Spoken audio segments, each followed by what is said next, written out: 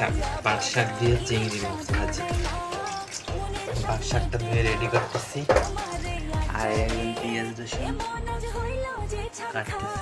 তাড়াতাড়ি তাড়াতাড়ি এই চুলাটা জ্বালাইয়ে দিলাম, তারপর চিংড়ি মাছ, কাঁচামরিচ, পেঁয়াজ রসুন আর এই হইল আমার পাট শাক ভাজি করা হবে। এখন কাঁচামরিচ,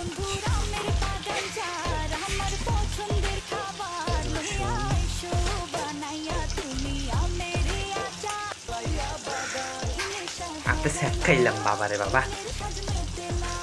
পেঁয়াজ, সব পেঁয়াজ দিচ্ছি,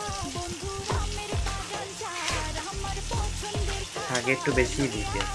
লবণ নিলাম একটু, লবণ দিয়ে মরে চিংড়ি মাছটা খুব সুন্দর করে ভেজে নিতে হবে। ঘুরতে হবে, এভাবে ঘুরতে হবে। এখন শাকটা দিয়ে দেওয়া যাবে।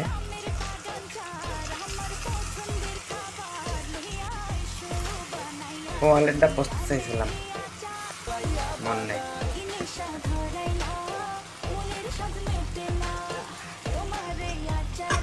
তারপর একটু ঘুটিয়ে নিতে হবে সুন্দর করে।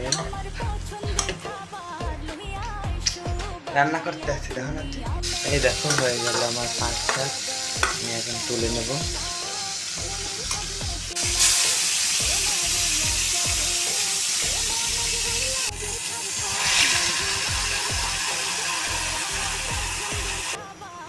এখানে দিয়ে দিলাম হলুদ, মরিচ এখানে দেবো না, কারণ আমি পেঁয়াজ রসুনের সাথে কাঁচামরিচ ব্লেন্ডার করছি তো, সেই জন্য।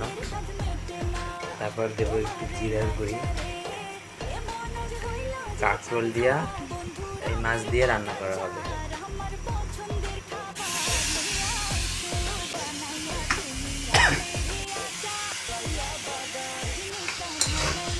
সুন্দর করে কষিয়ে নিতে হবে। দিয়ে দেবো পানি দিয়ে, তারপর মাছ দিয়ে দেবো। এই যে এই মাছগুলো এখন দিয়ে দেবো।